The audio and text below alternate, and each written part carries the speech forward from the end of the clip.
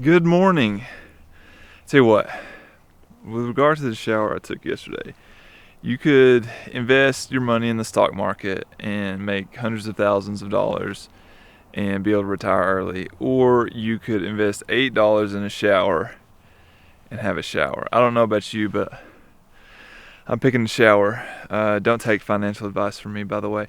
This scene you see behind me is one I'm not going to shoot right now. It was a little bit too late, and now sunlight is creeping into it. We're going to save this one for 2 days from now. Should be pretty cool.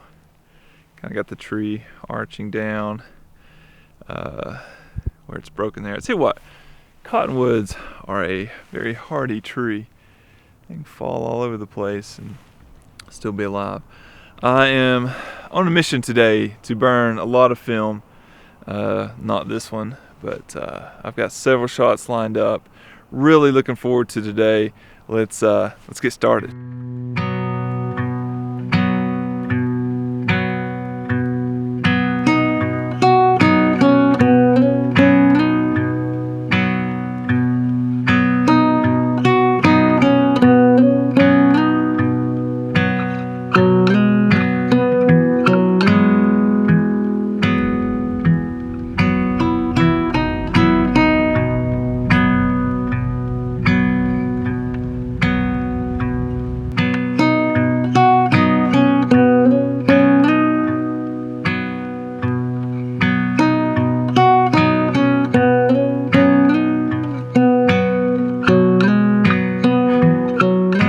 So a lot of people will ask me, planning a trip to Zion, what's a typical day like there? Do I need to pack warm weather clothing, cold weather clothing? And honestly, I've been here and I've been snowed on, and I've been here when it's comfortable in shorts and short sleeves. But today is your fairly typical autumn Zion day. Absolutely perfect. You wake up in the morning, there's a little bit of chill in the air. And in fact, throughout the day, when you're in shade, you're probably going to be a little bit cold unless you're moving. But in the direct sunlight, it's hot. So there really is no typical. You just have to pack for 4 seasons when you come in the fall. All right, so approaching my first shot of the day. This one is off the beaten path. So I discovered this scene a couple days ago, and Zion really fosters a sense of exploration. It rewards you if you keep pushing to find out what's around the next corner.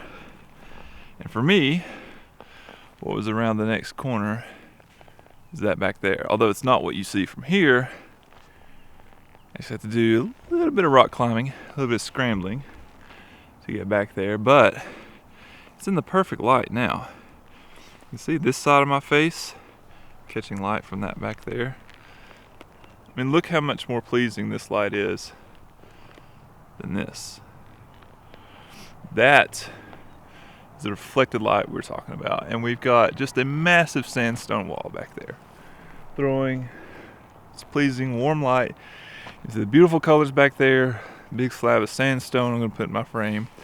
Now I just have to go down into the wash, back up out of it, and put a composition on it. Should be fun.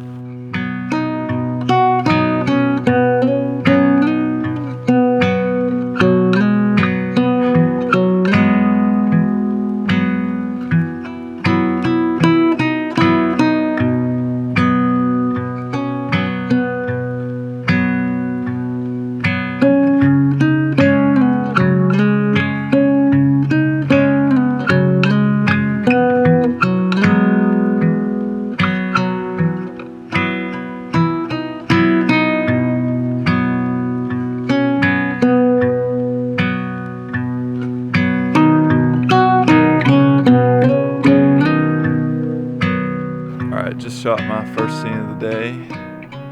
You see behind me this slab of sandstone, these beautiful maples. I'm actually above the sandstone there, and my tripod is actually in a pretty precarious position, so I had to be pretty careful with it. But just put the line of the sandstone at the bottom corner of an image like I normally do.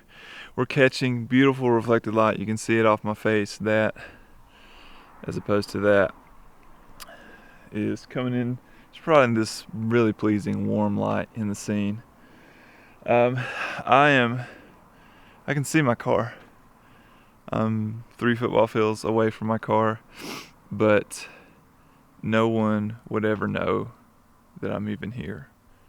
It's just off the beaten path. So while I'm in proximity, I'm going to look for maybe another shot here or two, but there's 2 more for sure I'm going to get today. If I do not have to reload film at least once today, it will be a failure. So that is the goal.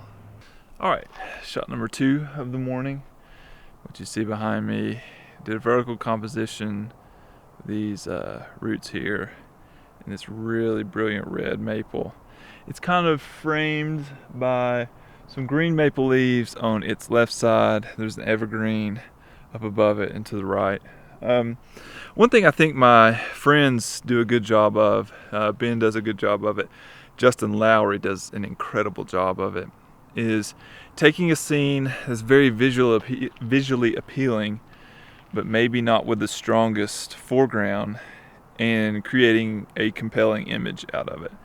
I feel that I'm pretty strong in that if you give me, obviously, a leading line, I can make good images with that, but I struggle with creating something compelling out of chaos, and they do a very good job of that. So this is my attempt to improve at that, to try to take more images in an area that I'm not strong in. These roots here, they're in the foreground, but they're not really a leading line, but I'm mainly going for just isolating that red to pink maple up there. It's very stunning to look at, and hopefully that comes across with the image itself. We'll see. It's an experiment for me because, like I said, it is definitely not my strong suit.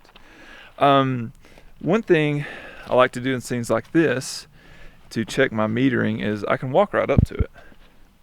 You know, I'm in the scene itself, so I will take a bulb reading, and I'll go back and spot meter it and check just to make sure my metering techniques are on point. And I'm happy to say I got the exact same reading from a bulb reading back there, and then I took 6 spot meter readings, averaged them all together, got the exact same number. So that's encouraging. Like I said, hopefully this turns out. It is different for me. It's about to be in direct light, so I'm gonna pack up. Goodness, it's almost lunchtime. This has been a really, really fun day. I've hiked maybe 100 yards and got 2 images, and we'll see how they turn out. Got 4 sheets of Velvia down. I'm 2 sheets away from having to reload it. It's not even noon yet. I'm almost at my goal. Let's keep going.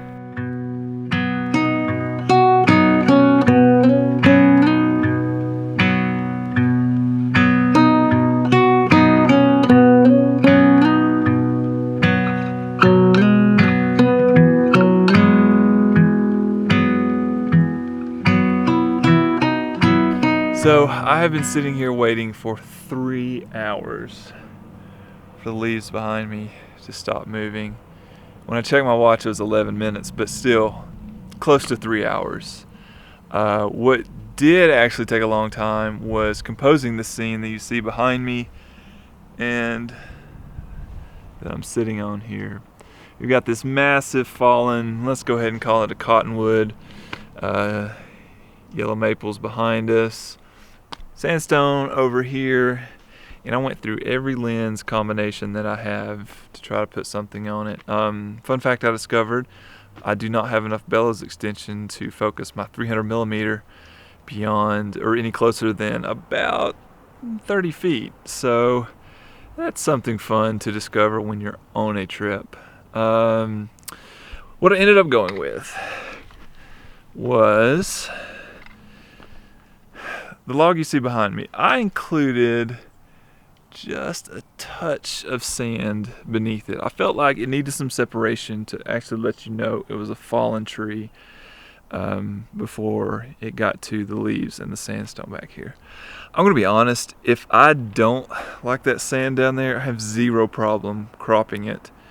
Or if the composition just doesn't work altogether, this scene stays in good light for 6 or 7 hours. Just, it's back in an alcove getting massive reflected light, so I can always shoot it again if I need to. But put 2 sheets of Velvia on it, 1 of Exert, just because I did want to make sure I got the leaves still. They did move a bit, but I just needed a 2-second window, so I think I got that.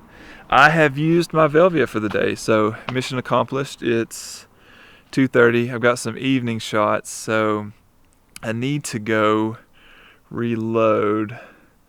I'm a little bit scared to reload in broad daylight, just because I don't think my bag has any light leaks or anything like that, but you never know for sure. So I don't know, I may go stick a coat over my changing tent and then change it. But pretty successful morning, had a lot of fun working out this puzzle behind me here.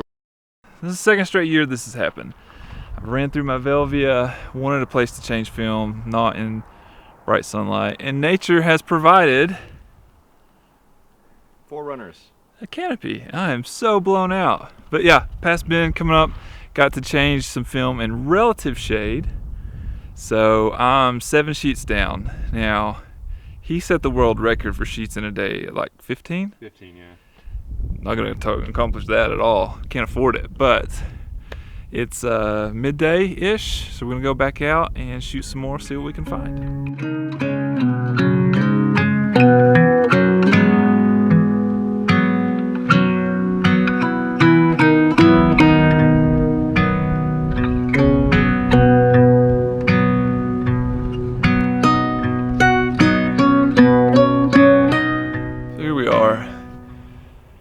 Late in the evening, about 5:20, starting to wrap up the day, and I'm continuing in my never-ending quest to top Ben Horn. The other day he posted a picture of him taking an image where he could lean back against a rock wall while he made his exposure. Well, I just made an exposure sitting down on a slab of sandstone here, and had to again wait out a little bit of wind. Not too bad, although it's really picked up now. But yeah, my tripod is downhill a little bit, and so I just sat down and made the 2-second exposure.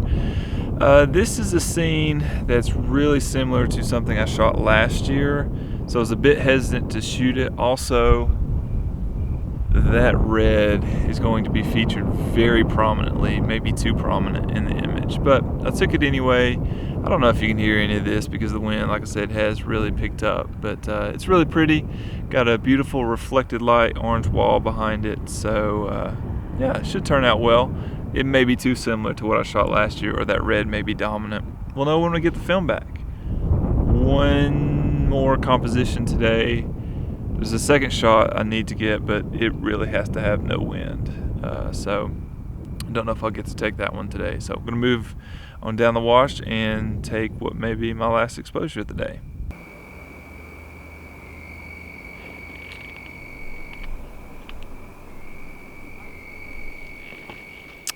Alright, last shot of the day. Leaves on the ground, slick rock. Kind of slick rock cutting a diagonal through the leaves. Very clean image, very safe shot, very even lighting. I'm saying very a lot. I am very tired. But with the wind, these shots are easy. Just had to make sure it wasn't gusting too hard, because sometimes even that can pick up leaves on the ground. It was a busy day today. Hopefully it wasn't busy at the sake of quality. I think, even though I was working pretty quickly, I think I put the same effort into each image, trying to make it a good image.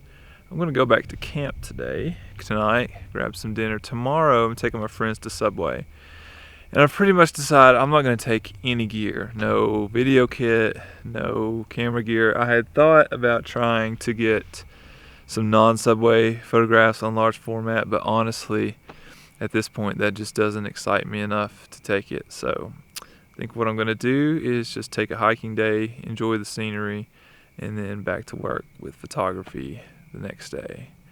So thanks for watching, guys. Hopefully all these images turned out. That was 12 exposures on 5 different scenes, and I guess we will see how everything turned out. Thanks for watching. See ya.